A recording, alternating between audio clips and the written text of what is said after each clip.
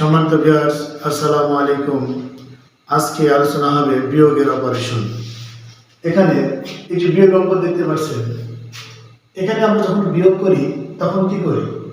2 যেহেতু এটা বড়, 2কে আমরা 12 ধরি। 12 থেকে 6 বিয়োগ করলে 6, হাতে থাকে 1। 1 এখানে যোগ করে দিই।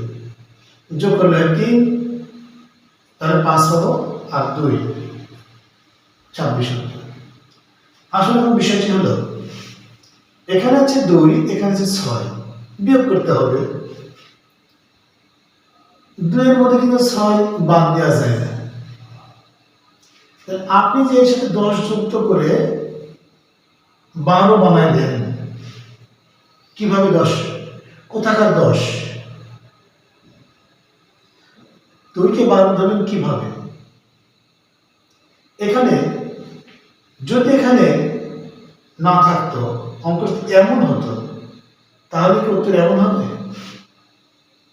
না, কখনোই না। 2কে আপনি 12 ধরতে পারছেন না। পারবেন না। কেন পারবেন না? কারণ 2 এর পাশে কোনো সংখ্যা নেই।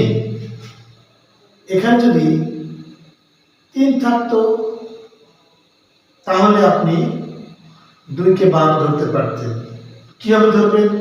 এখান থেকে 1 এইদিকে আসবে, তার মানে কি যোগ এইভাবে লেখা যাবে না।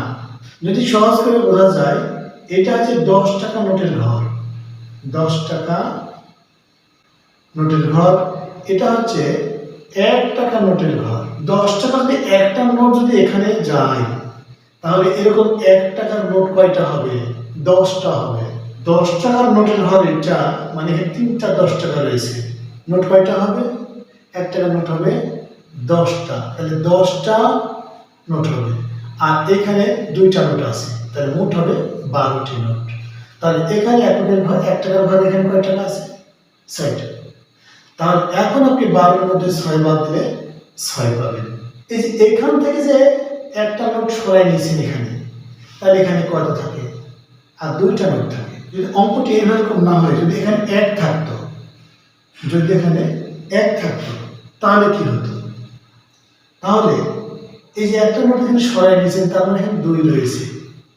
তাহলে 2টা থেকে 1টা বাদ দিলে, এই ক্ষেত্রে আমরা কি করবো? যেহেতু এখানে মোছা যাচ্ছে না, এটা মুছে দিয়ে কিন্তু 2 লিখতে পারছি না, তাহলে আমরা যখন এখান থেকে পার করে এখানে নেব, এখানে একটু একটা 1 যোগ করে দেব।